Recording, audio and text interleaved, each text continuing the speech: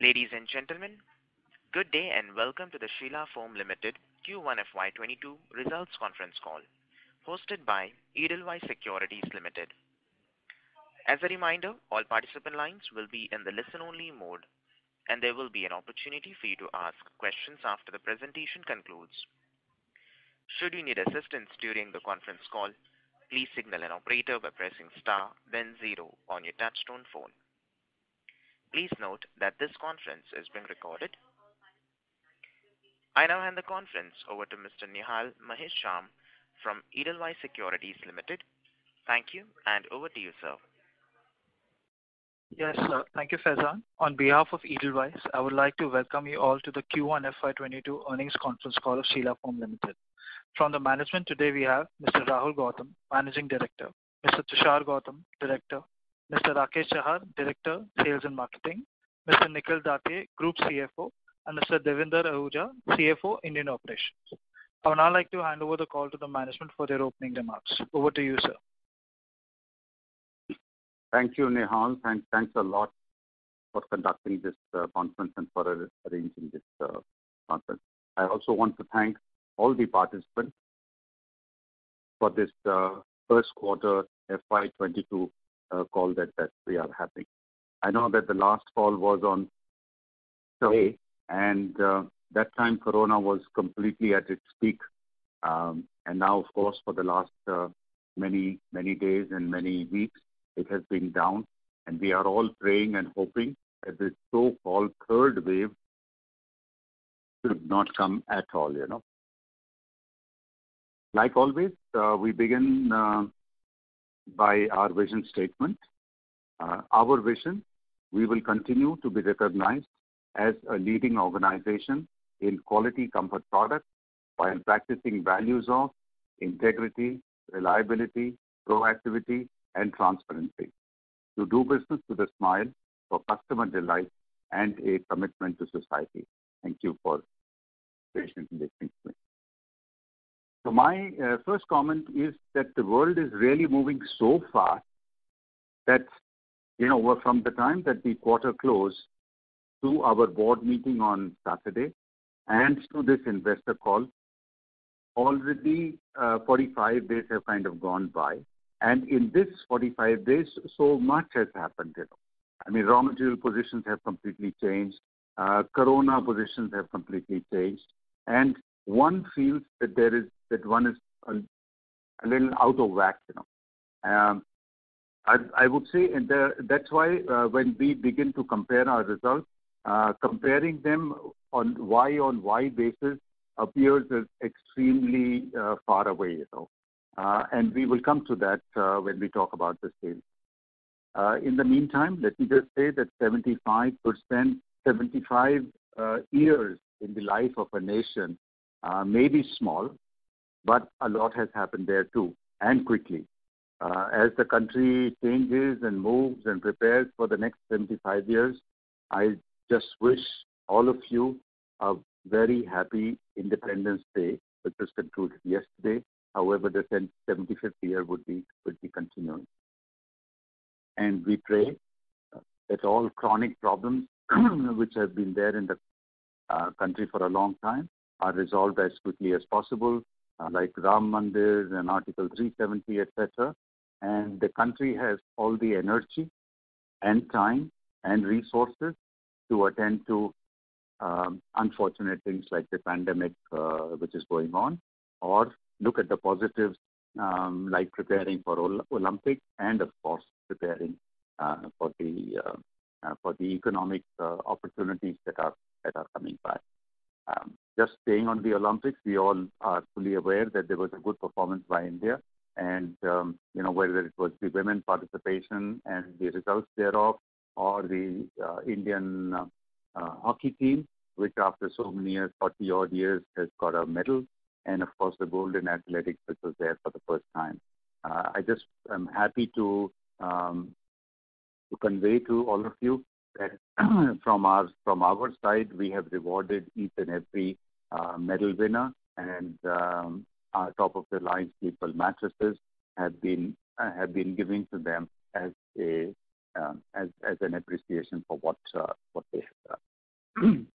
It's also true that Sheela Foam is in its 50th year, and this is a good time to reflect and prepare for the next 50 years, which we are doing. Unfortunately, we can only communicate through mediums like this, but soon as things settle down, I'm sure that we will be able to connect up on a face-to-face basis and at least partake or participate in this celebrations and take all your good wishes and support and encouragement. Now, reflecting on the quarter one FY22 results. So there is a bit of dilemma, as I said right in the beginning, on this Y on Y kind of comparison.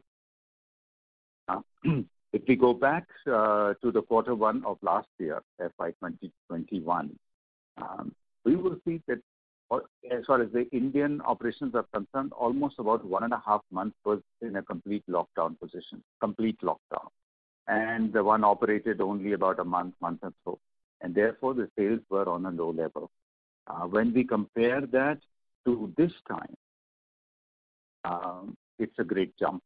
It's more than 100%, that you have done.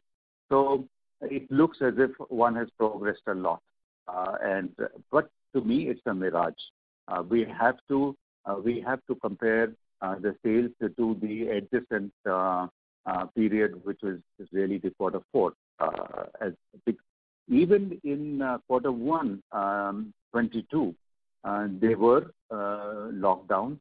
There were bad periods like April, May, where everybody was running around for medicines and hospital beds and oxygen, etc. However, the markets were open, so we were operating. Sales were happening far better than the previous year. However, much lower than quarter four. In India, we were only about 60% of that sales that happened. So historically, one may feel good about it. However, actually, it was the sales should have been far more. Completely attributable to Corona. However, that will be distorting the results and distorting the prism through which we see them. As far as our raw materials are concerned, they continue to trouble us with wild fluctuations. There are almost changes to the extent of 15 to 20%. In fact, one particular month it was almost 25% change, and all happening in less than a month's time. Of course, it is primarily on account of availability and depends, of course, on the global shipping that is making these things available. But the global shipping, as we all know, is in a complete disarray. We experience that on the input side, on the raw material side, and we also experience that on our export side. And again, if we go back to the root cause of all that, it started with the Corona part. Would probably settle with the Corona vanishing, but to my mind, it will take even if when Corona vanishes, will take at least 5-6 months or maybe 8, right up 12 months to really become stable. The world is so well connected today, connected and unstable, that a small disturbance anywhere else in the world just assumes the exponential impacts on the other parts of the world. I mean, if there was one word to describe our prayers on a daily basis, we yearn for stability, though fully appreciate that it cannot be like the days before. However, we are also sure that it cannot be like what is happening now. This has to go. So while we wait for this, so-called stability to kind of come in, we are preparing strong countermeasures for that. And in the next month or 2 months, we should be seeing those impacts impacts of those countermeasures. Reflecting on our subsidiaries, Australia has been stable. They did not have much of a lockdown. They operated well even in the last full year. However, now they are impacted. So today morning when I had a call, the corona cases going up to about 400 per day, and they are paranoid about that. There are, when they say you have to close down a unit or you have to do so many tracking of the people, etc., quarantining. So all that is beginning to happen in Australia, where we thought that it was completely isolated and they had done well to keep themselves away from anything else. Spain, on the other hand, has been working very well. They have been growing and growing even this year. They have learned to live with corona. So their cases are far more. However, they know how to take care of it, and they are quite blasé about it. They have in fact started vaccinating even the children under 12, which is a first. Our third subsidiary, which is the IT initiative, SAPO in India, based out of India, is progressing well, both in the Indian markets as well as in the outside markets. And mostly in the Indian markets, mostly they have been government-based orders, and outside have been on a few exceptional products that we deal with. Just to also update you on the environment and social front that we deal with through the operations as well as through our foundation, Sleepwell Foundation. So we have contributed with an oxygen plant at 2 places. We are ensuring vaccination for all our people, and in fact holding vaccination camps for our people as well as for the hinterland or for the people living around that area. And I'm also happy to share with you that the new plastic recycling policy or the plastic usage policy that the government has announced a couple of days back, we are already compliant with that and in fact ahead on that. So as we search for this stability, and if we don't get it, we will create that and pray that the third wave, which is being talked about so much, should never come. I would just say thank you once again, and I'm open to questions. Thank you. Thank you very much. We will now begin the question and answer session.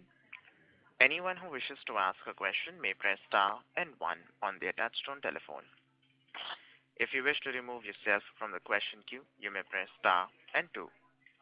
Participants are requested to use handsets while asking a question. Ladies and gentlemen, we will wait for a moment while the question queue assembles. Participants, to ask a question, you may press star and 1 at this time.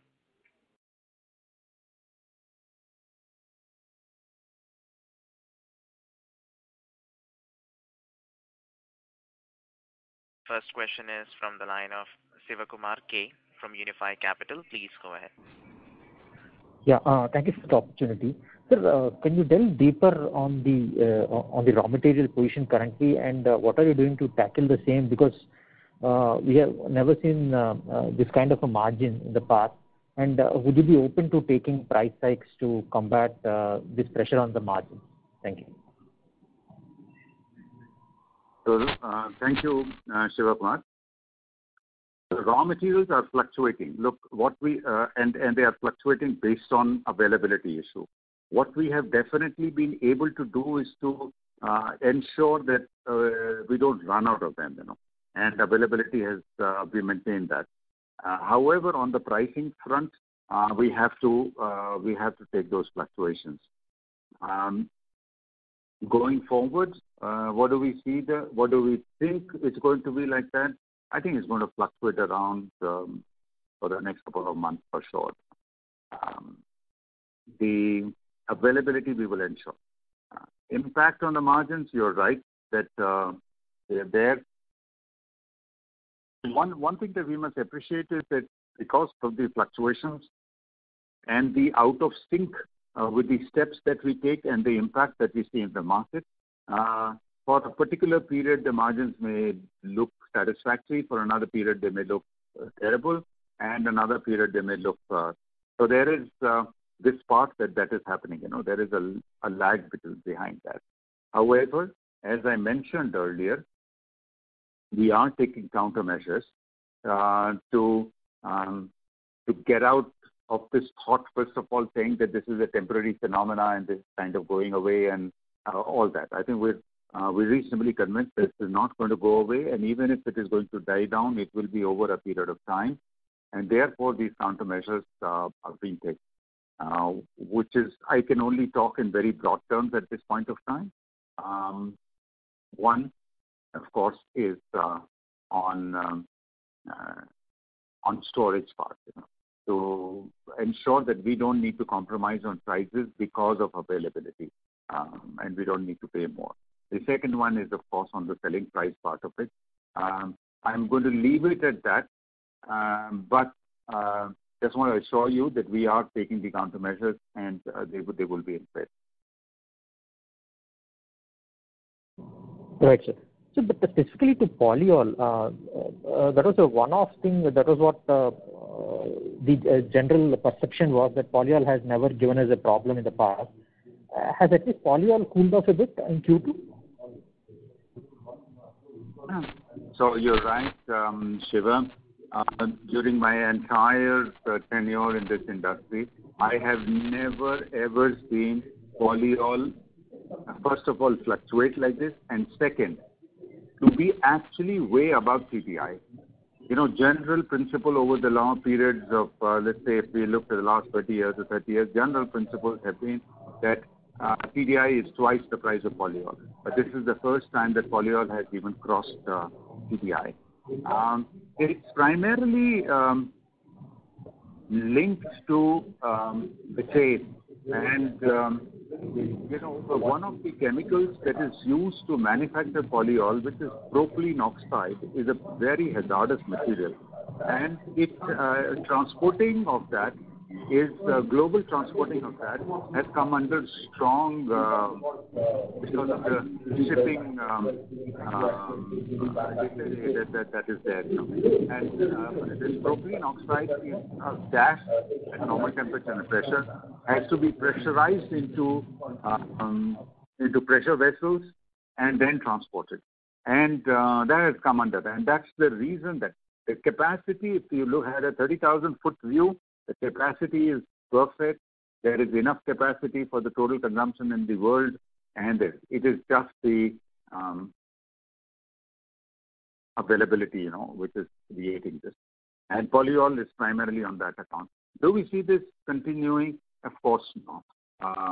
This is it cannot because the very cost of it and is far lower than TDI here. Thank you, sir. I'll join the queue for follow-up questions. Thank you. Participants, to ask a question, you may press star and 1. The next question is from the line of Vandana Soni from SBI Caps Securities. Please go ahead. Hi, sir. You mentioned about the plastic policy announced by the government recently. Just wanted to understand what exactly is this policy, what have we done to be compliant, and are we ahead of peers on this? Do we have any advantage over peers on plastic policy due to this plastic policy? Thank you. Number one, as far as the plastic policy is concerned, it is primarily based on the thickness of plastics which can be used for packaging purposes. That there is a minimum level, and that minimum level will keep changing over the years to go right up to, I think it is 70 microns that will go to. That's one. The second one is that wherever there are one usage plastic items like cups or phones and stuff like that, they will be banned over a period. We don't need to worry about that part. On the packaging part, we are way ahead. So currently, I think the law is 20 microns. We are way ahead of that. And 20 or is it 50 microns? But we are way ahead of that. And the second part on the policy where I say that we have been ahead is that all our packaging materials are in the category of recyclable products. Most mattresses are packed in PVC, which may possibly give some little more luster to it, etc., but is not easily recyclable. While our packaging materials are all easily recyclable. So that's why I say that we are different from the other parts in the industry on that part. That's why I see that we are ahead of the plastic products. Understood. Thank you, sir, for that. My second question is on Spain margin. It's down significantly. So what are the reasons behind Spain margin going down on a YOY basis or quarterly basis? So, look, as I said, it's the sales part of it, which is the major culprit. And as I was mentioning, that on a Y-on-Y basis, the sales appear as have grown a lot, but that's a mirage. The sales are nowhere compared to, let's say, the quarter four of last year. So primarily, it's on that. However, there are a few other things that have happened this time. The raw material prices have been going up, or the impact of that has been going up. And to even achieve these kind of sales, we had to do far more sales expenses to ensure that we get a healthy top line. Thank you, sir, on that. Earlier you mentioned we are exporting from Spain also. So have we started exporting from Spain? I understand this quarter export was impacted, but just wanted to understand what is the quantum of exports from Spain and India in this quarter? Tushar, would you take that question, please? Yeah, sure. So I think from both geographies, from India and Spain, we are looking at export as an overall potential. We have just classified what products make more sense to export from Spain and what make more sense to export from India. Still in a scale-up mode. The gestation period for these customers and orders is usually pretty long with sampling and testing and then future supply orders. But a significant ramp up in terms of visibility of orders is expected starting this month, August, and then ramping up all the way till December. I don't want to mention any exact numbers. We can talk about that offline, but it will be a fairly significant number by December. But the next step jump is happening now as we speak. But Tushar, can you also give the numbers for the last quarter? And whatever small or big, but exports have started from Spain and have started from India both. No, they've started from both. They've started from both geographies. And I think in the last quarter. Yeah, if I'm not incorrect, I'll just pull that number out. But last quarter overall would be around 15 to 17 crores.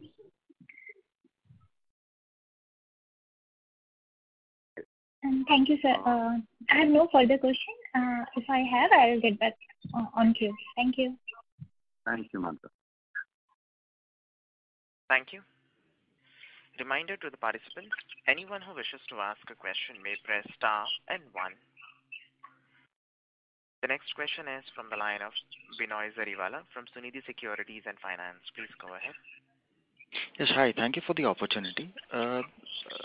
Rahulji, I just wanted to understand the portfolio of products that we offer on the mattress side, and what is the price range? From where does it start, and how much?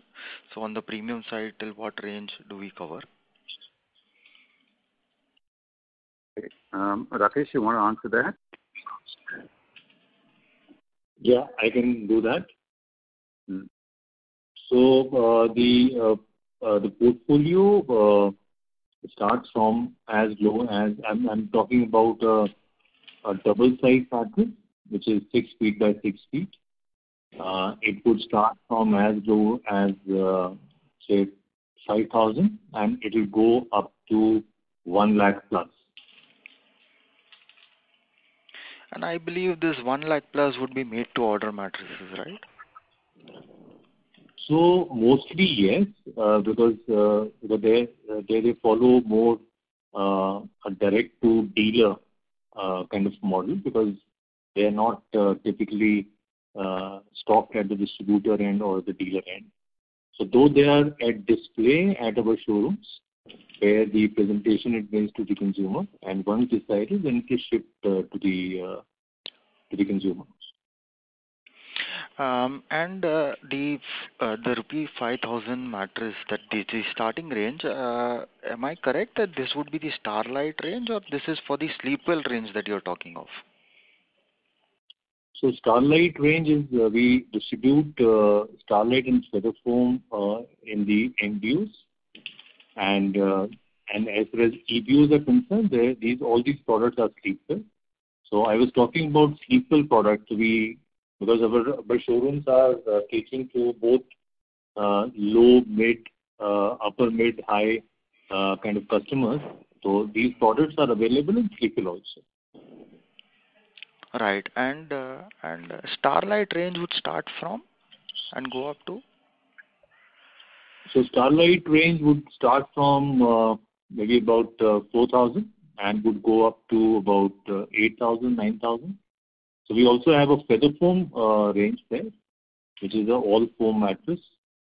So both Starlight and Feather Foam, if I see, they would start somewhere from 4,000 and we go up to about 20,000 bucks.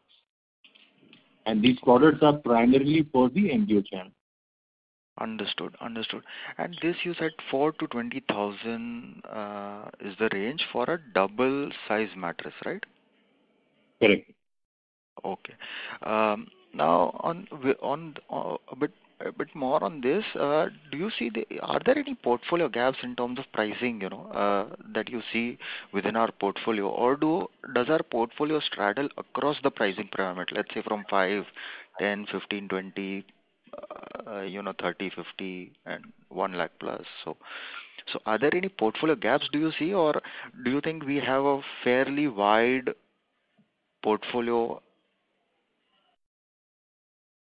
So by and large, at the lower price point, the gap between two products is smaller, and as you go up from 20,000, then the gaps are larger, and they're sold more on technology and more on the appearance, thickness of the mattress, comfort levels. So as such, I don't see a gap right now, but see, we also keep refurbishing or upgrading the products based on their proposition, new technology, new configurations, new optics.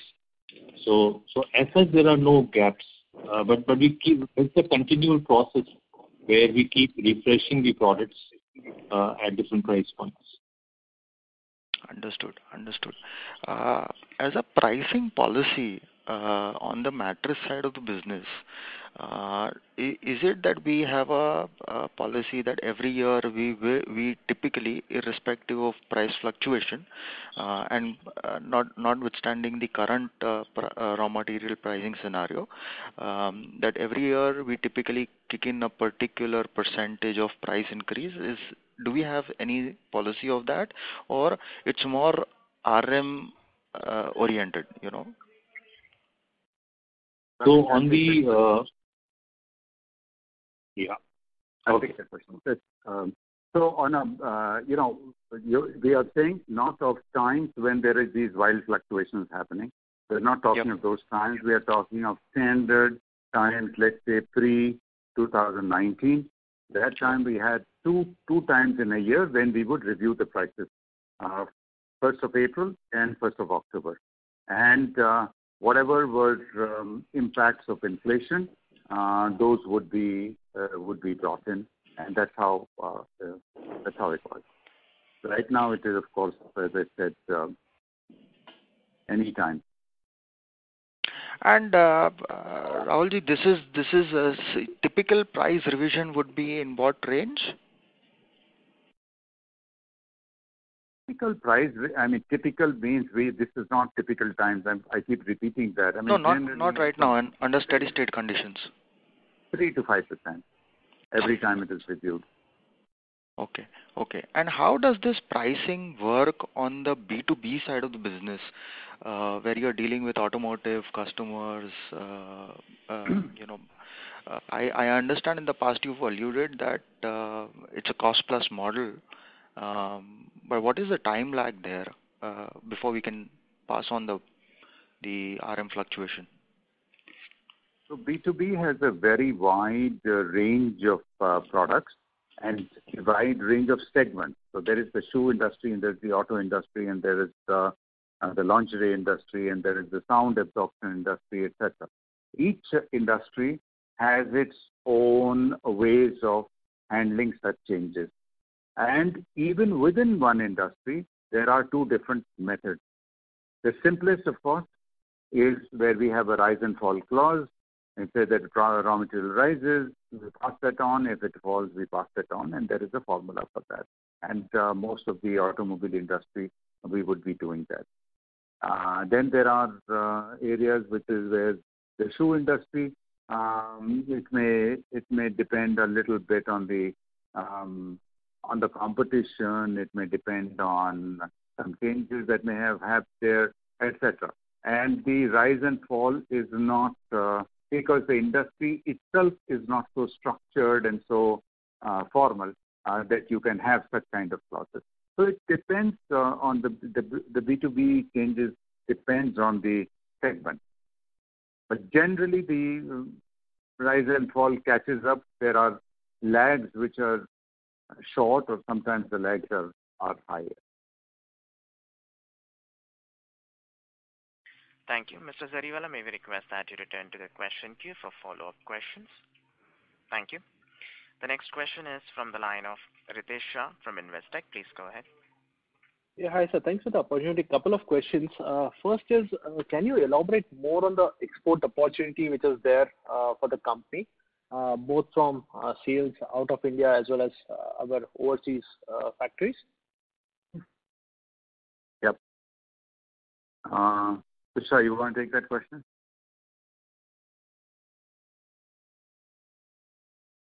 Okay. I don't know. There. Anyway, the export opportunity has completely surfaced after the China-USA pact that has come about.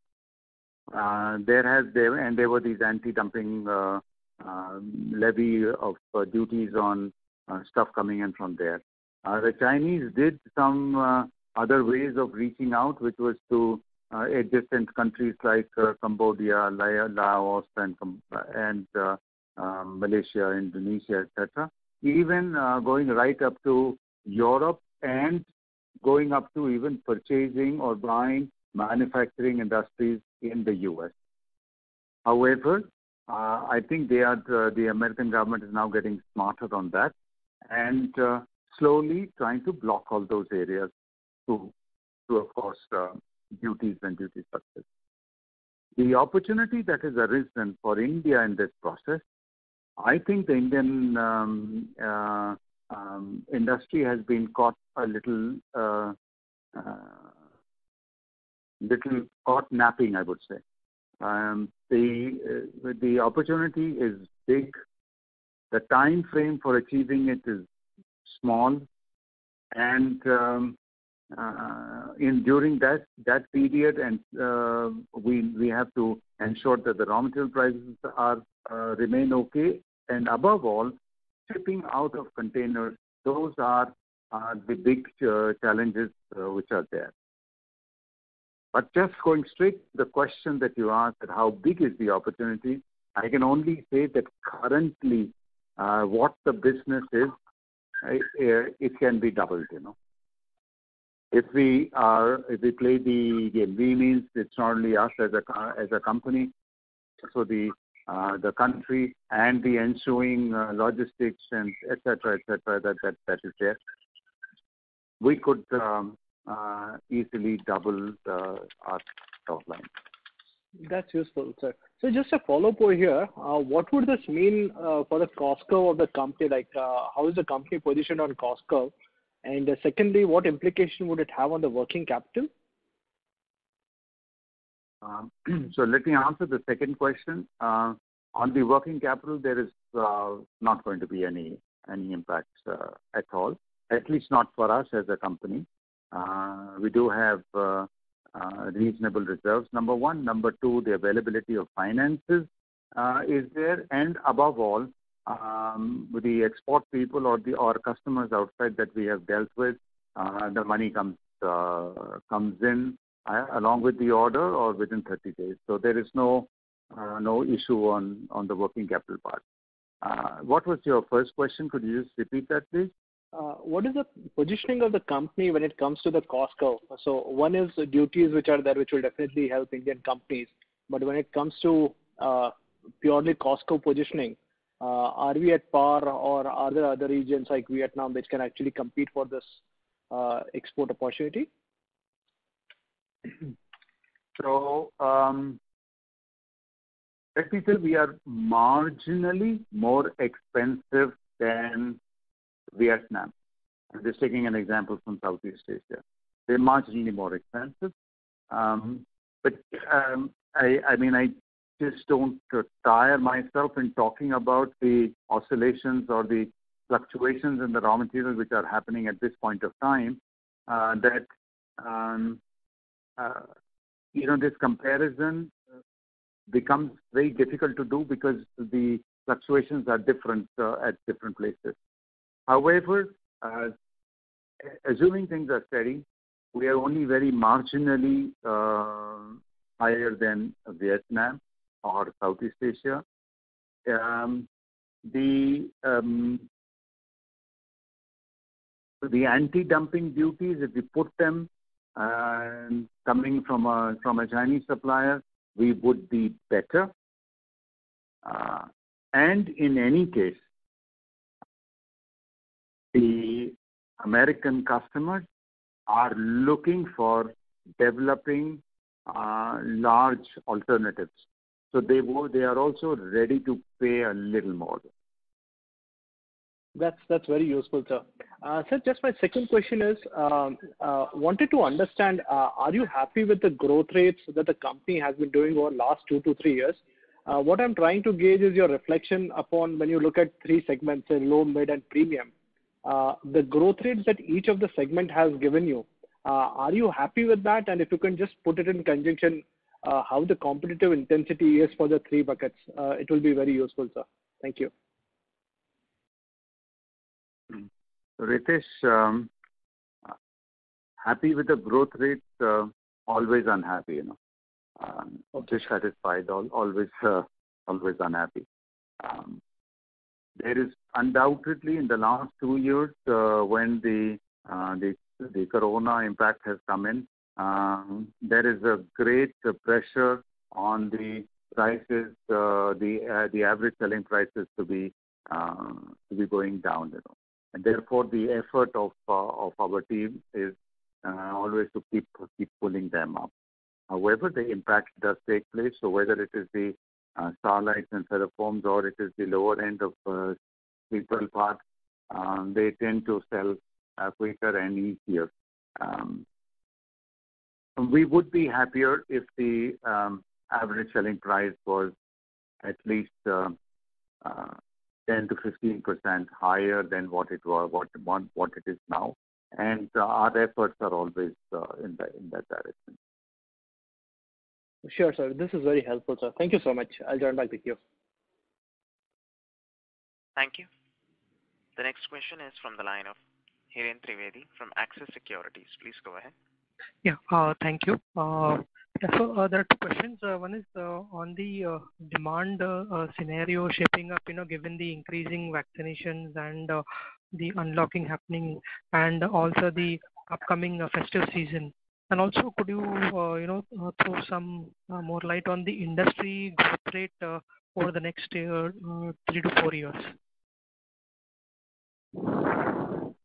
Thank you, Hiren. Thank you for asking these questions. But these also remain as questions in our minds, especially at the time that you are asking. It's very difficult to predict and forecast the demand scenario. So I will always say that it is subject to the third wave coming in a very, very mild form that is there. I see a very good time coming forward, and even sort of continuing now, which is supposed to be the rainy season and the off season and all that kind of thing. So because of the pent up stuff and all that, I see that the season should be very good to my mind. Rains have been good. The agricultural part of it is okay. Economy is doing all right. Inflation had gone up, has also kind of come down. The only thing that I would say against it would be jobs or joblessness, which may have sort of increased in size.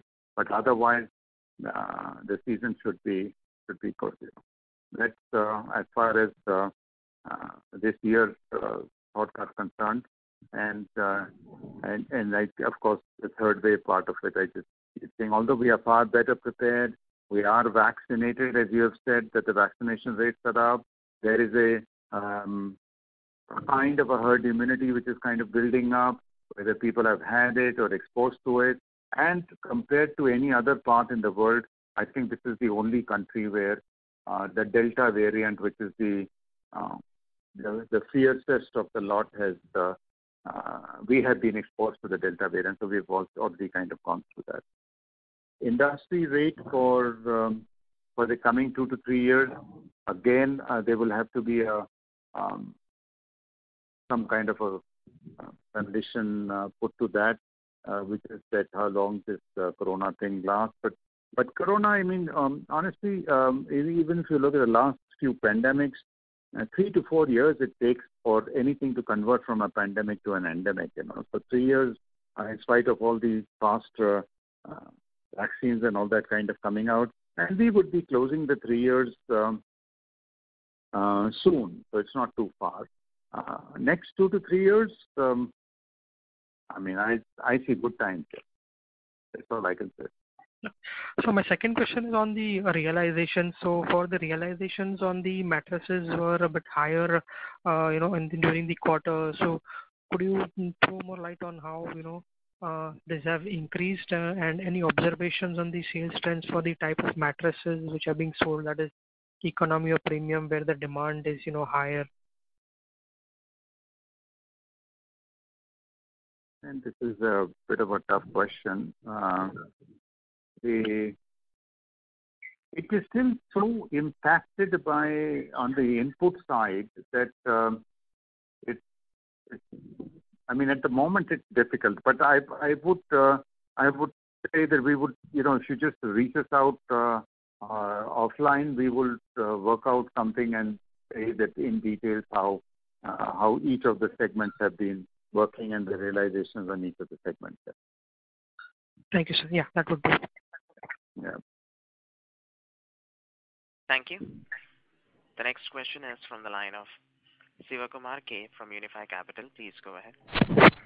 Yeah, thank you for the follow-up opportunity. Sir, last time you referred to a market study to be undertaken just to get a sense on our market share. Has that been done, and any idea as to how the market share has panned out over the last 2 quarters?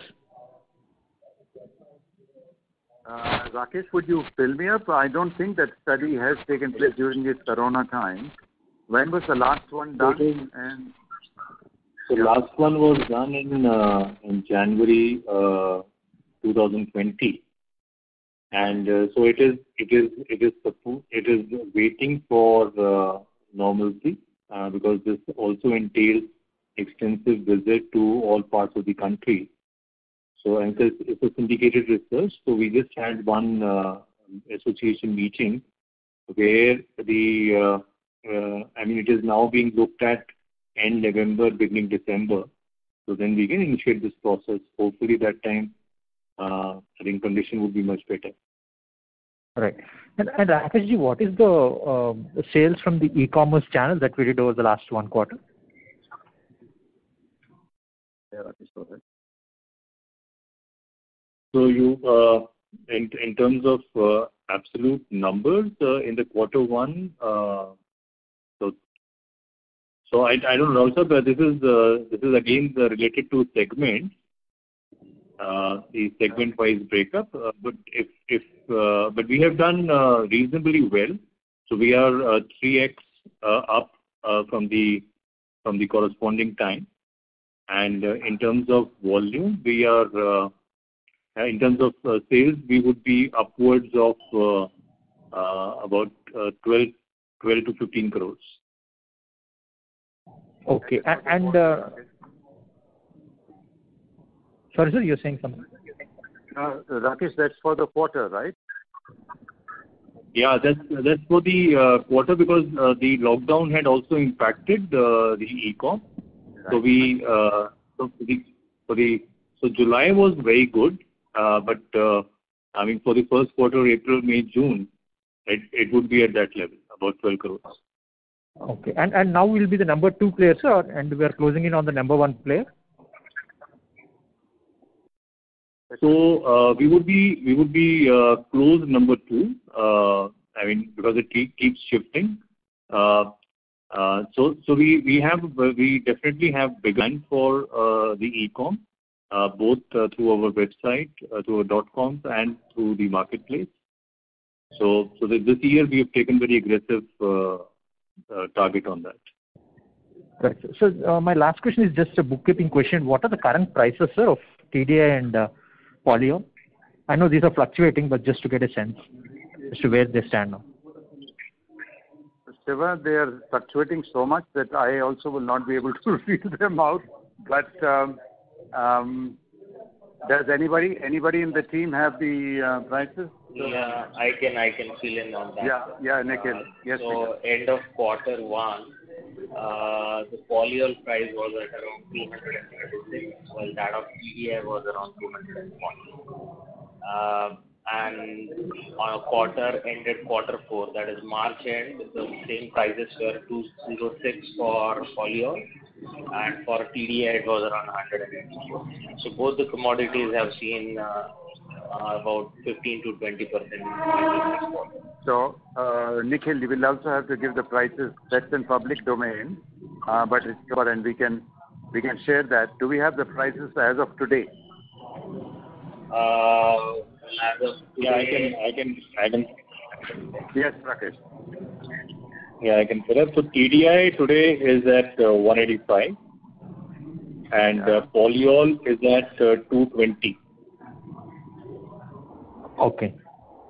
So, sir, can we say that the margins that we got to see in Q1 should at least be sustainable in Q2, if not bettering them, given the prices are slightly cooled off from the Q1 levels? Yes, they cooled off and then they heated up again. But the average price, it should be similar. Throughout, if we will take the quarter average price, it should just be similar. Okay. Sir, and the fact that the BASF plant in Germany has now opened, I think I saw that article last week. Should that help matters in bringing down the PTTDI prices? Yes, Shiva, it should. But as I said, it's also not the availability locally, it's also the exportability which needs to come in, figure in, which is also ships and containers and all that kind of thing. Right. But yes, the BASF plants opening up will help the TDI price for sure. Right. Thank you, sir. Thank you. The next question is from the line of Binoy Zariwala from Sunidhi Securities and Finance. Please go ahead. Yes, thank you for the opportunity. Sir, we being a large, mattress player in the organized segment, I was just wondering, if the fluctuation in TDI and polyol prices is hitting us hard, despite our size and volume. I was just wondering that what happens in such a scenario to the unorganized sector, and this is, this thought is in the light of you mentioning that only 30% of Indians use modern mattresses, and of that 30% use mattresses from the organized segment. So just wondering your thoughts, if you could share on how do the unorganized sector behave during such times? So the unorganized sector has one advantage, they can close and restart at any given time. They don't have a standard distribution system, don't have B2B sales at all, etc. And for them, availability of the raw material and converting it and then selling it is an activity which can happen and which can stop there. So that's how it operates. So, sir, essentially during such times, the activity from the unorganized segment would be very low. If we will take the period starting from Corona to now, yes, the share of the unorganized sector would have gone down. Absolutely. Understood. But as I said, it also keeps oscillating or fluctuating, but the share would have gone down. Understood. And so last one from me is how much of raw material inventory of TDI and polyol do we maintain typically? So within our plants, there would be at least 15 to 20 days of raw material. But let's just take, if we take one of them, which is polyol, there are local suppliers and there are these big companies who have tanks offshore or on the Indian shore. And so we have total visibility on the stocks in those tanks and the time that they are going to be refilled. So with that kind of a visibility, just a 20-day stock with us, it's far more than enough to take care of any eventuality. So. And the new price. Sorry. Sorry, sir. Yeah, sorry. No, I'm just saying, just going by the books, we would say 15 to 20 days. However, if the prices are going up, this can change. Yes. Understood. So on a related note, so whenever we would order, we would put in a fresh order with our suppliers is when the new price kicks in also, right? Unfortunately, it doesn't work like that, Most of, let's take TDI. Okay. If you look at TDI, we buy 65, 70, 80% from the local company, GNFC, and for them, they change the prices when they feel like.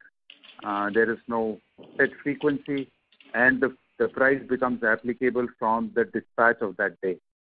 There is no pre-booking that I could do or anything like that. That is no. Even if there were orders pending, it doesn't matter. It's from dispatch date, whatever is the price that becomes applicable. Polyol people tend to be a little more stable on that. They have a monthly pricing, but in the last 2 months, I have known them or known at least one of them to change the price midstream. Change means increase the price midstream, means middle of the month. So that kind of a chaos is there. Understood. And whatever little that we import, so we import some TDI. Polyols we don't import because they are available through 3, 4, 5 different sources, which is in the Indian rupees that we buy. We don't import it.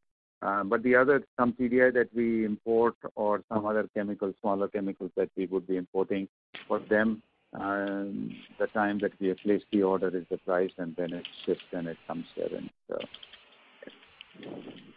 Understood. And sir, TDI and polyol would account for what percentage of the RM cost? In which product? It depends, If you will take a mattress, it's different. If you would take a B2B is different. But if you would look at the whole company as one big entity, Nikhil, you want to answer that question?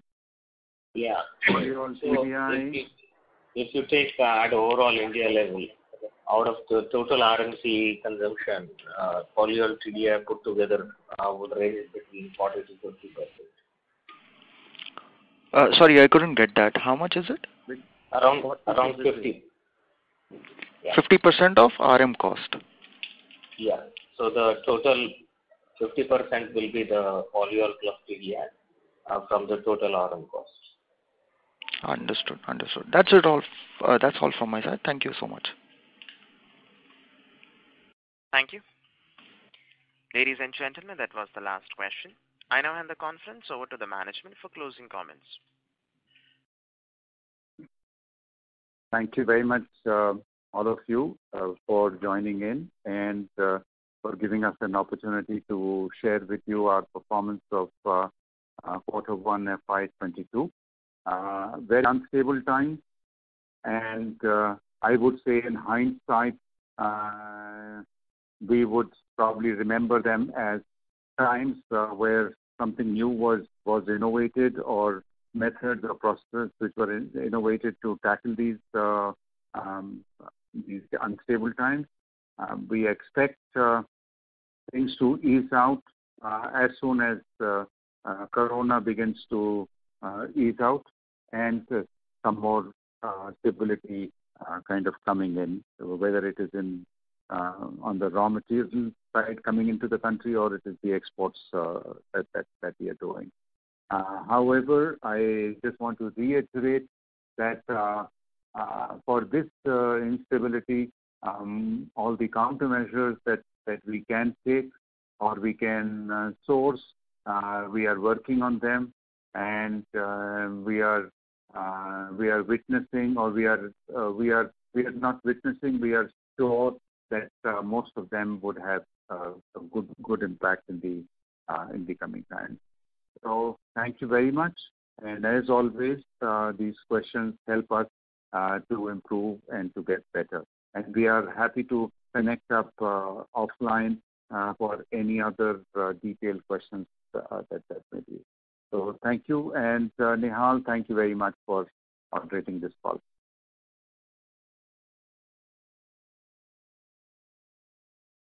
Thank you. Ladies and gentlemen, on behalf of Edelweiss Securities Limited, that concludes this conference. Thank you for joining us, and you may now disconnect your lines.